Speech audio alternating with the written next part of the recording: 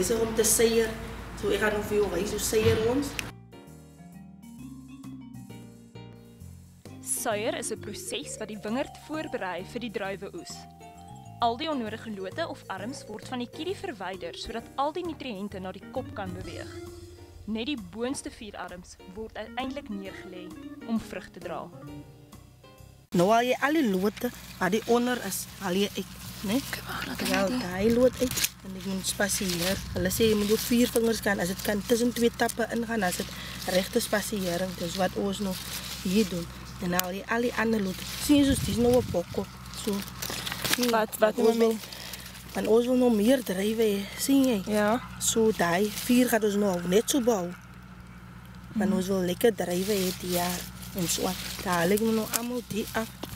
Ons noem het, ons maak die beentjies skoon van die stok. So, haal ek nou al hier die goede af. En so, en alles wat moet nou onderin sit.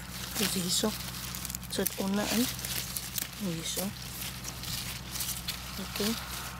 Maar, ek het geleer, voor jy begin sê, jy moet iets voor jou stok kom staan. En dan moet jy kyk wat gaan jy doen, want jy kan ons nog net links en rechts lote afbreek. Nee. En waarom moet ek maar nou so hou?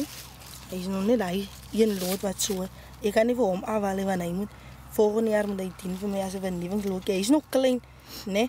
Maar omdat die nou al reeds 'n keer tot so opgebou het, wil ons mos nou die keer so hoog hê, nie verstaan jy? Dan knip ek nog maar vir hom uit volgende jaar, sien jy? Dan kan hy nog groei.